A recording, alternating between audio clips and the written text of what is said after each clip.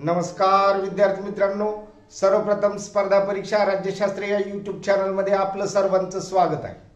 आज आपण ज्ञानाचा स्रोत या मालिकेअंतर्गत विचारवंतांचे मूल्य ढळण्याची कारणे या संदर्भात माहिती घेणार आहोत।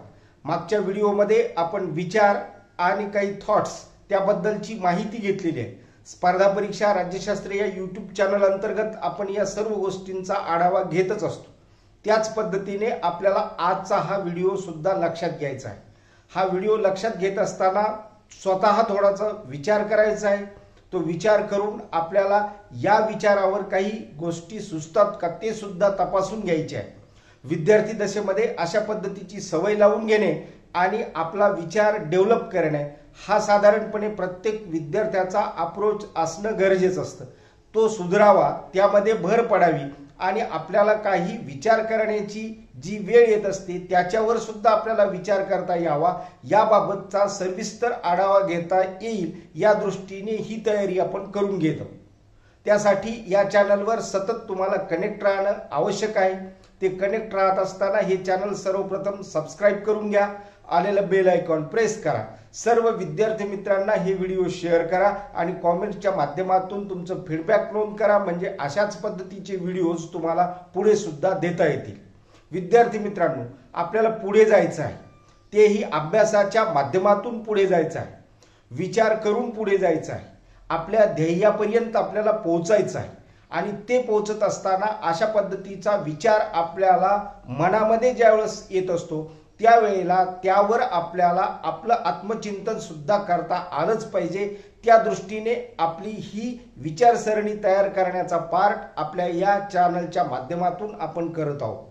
त्यासाठीच तुम्हाला आजचा हा विचार घेऊन आपण येत असताना विचारवंत हा शब्द प्रयोग आपण दररोज आपल्या अवतीभोवती ज्यावेळेस पाहतो, वाचतो, अनुभवतो त्यावेळेस तुम्हाला त्याबद्दलचा दृष्टिकोन काय आहे हे सुद्धा समजून घेणं आवश्यक आहे, किंवा स्वतःचा दृष्टिकोन कसा असावा हे समजून घेण्यासाठीच हा विचार या ठिकाणी आपल्याला करावायचा आहे। आपण असं पाहतो की समाजामध्ये ज्यावेळेस काही अन्याय होतो, अत्याचार होत असतो त्यावेळेला बऱ्याचशा गोष्टी आपल्याला आठवतात आणि आपण असं म्हणतो की आता विचारवंतांनी पुढे यायला पाहिजे। आणि ज्यावेळेस विचारवंतांनी आपले विचार पुढे घेऊन येण्याचा प्रयत्न केला जातो त्यावेळेला समाज सुद्धा पुढे जातो, किंवा एका दिशेनं समाज पुढे पाऊल टाकत असतो, त्या राष्ट्राचा विकास होत असतो। आणि म्हणून आपल्याला त्या दृष्टीने विचार करता आला पाहिजे। तशी आपली बुद्धी समग्र अशा स्वरूपाची झाली पाहिजे, आपल्या बुद्धीला चालना मिळत गेली पाहिजे। त्या दृष्टीने सुद्धा आपल्याला या सर्व गोष्टी लक्षात घेणं आवश्यक आहे।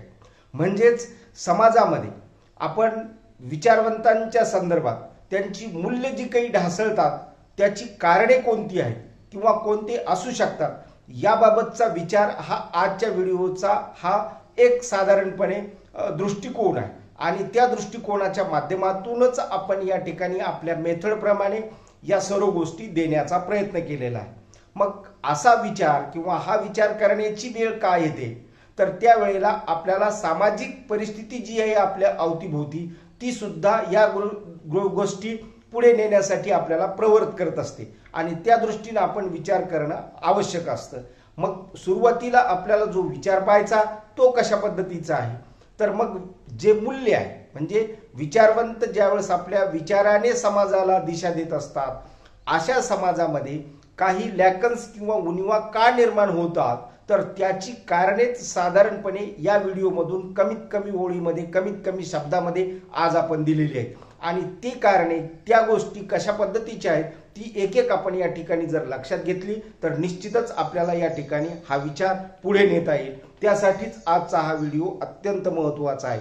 म्हणजेच काय तर विचारवंतांची जे मूल्य आहे ती ढासळण्याची कारणे कोणती असू शकतात तर तो विचार आपण सुरुवातीला कशा पद्धतीचा घेतलेला आहे किंवा विचार पाहिलेला आहे ते लक्षात घ्या की विचारवंत जेव्हा नवा सिद्धांत मांडू शकत नाही, काय की प्रत्येक ओळ लक्षात घ्या की ज्या वेळेला विचारवंत नवनवीन सिद्धांत मांडण्यासाठी कुठेतरी कमी पडतात त्यावेळेला त्याची मूल्य ढासळली जातात।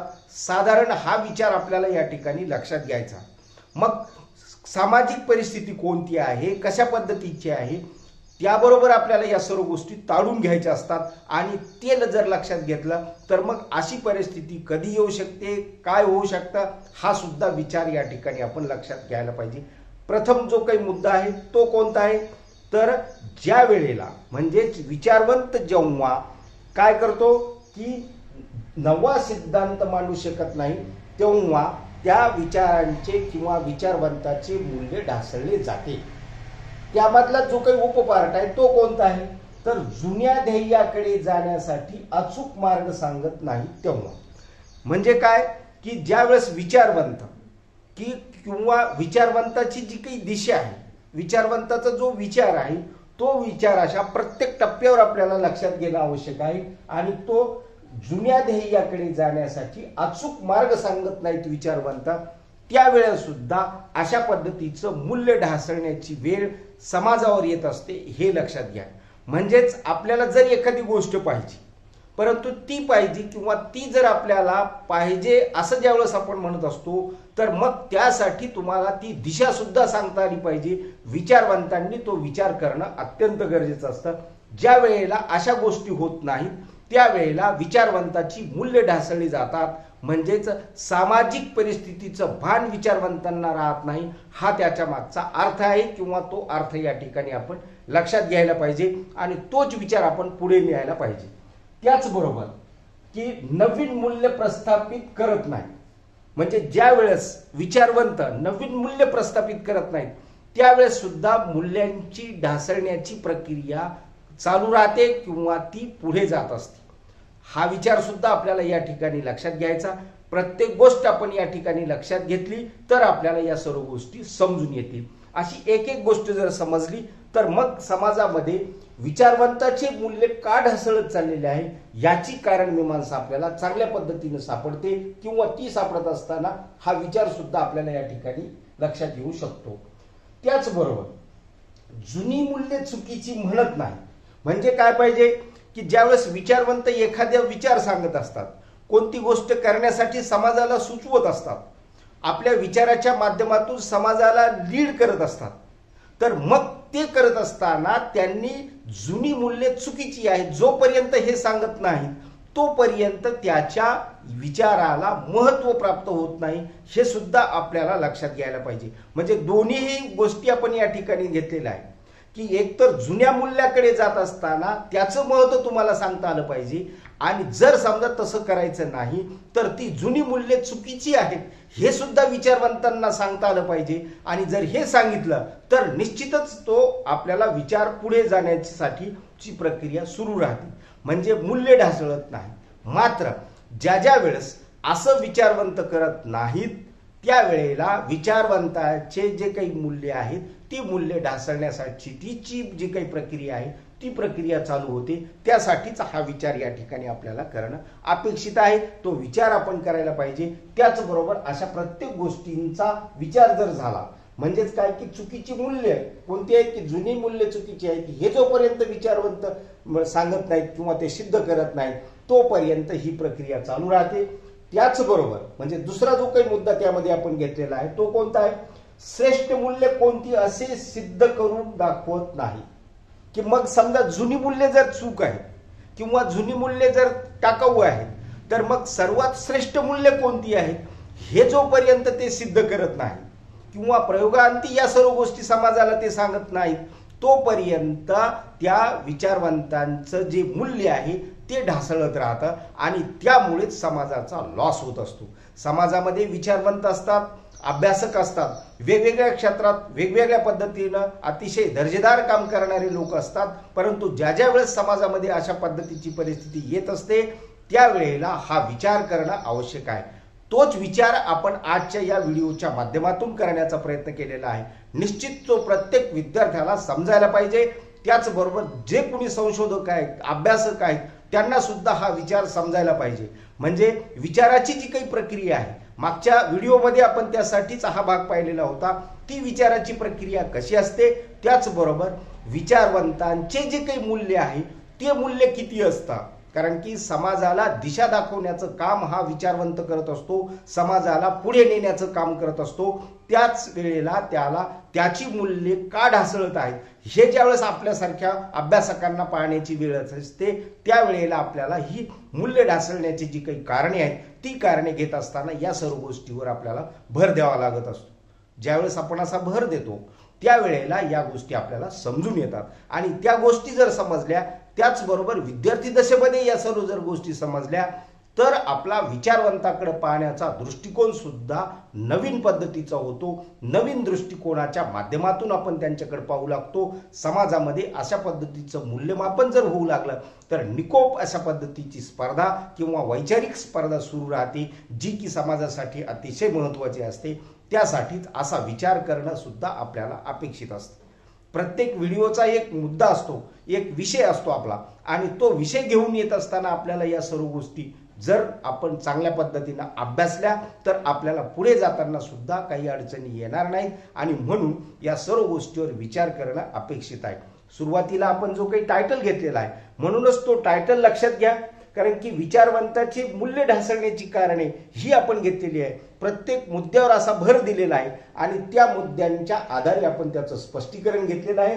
आणि ते स्पष्टीकरण देत असताना या सर्व ज्या गोष्टी घडत असतात तेव्हा विचारवंताचे स्थान ढळते किंवा ढळत जाते असं आपण शेवटी म्हटलेलं आहे.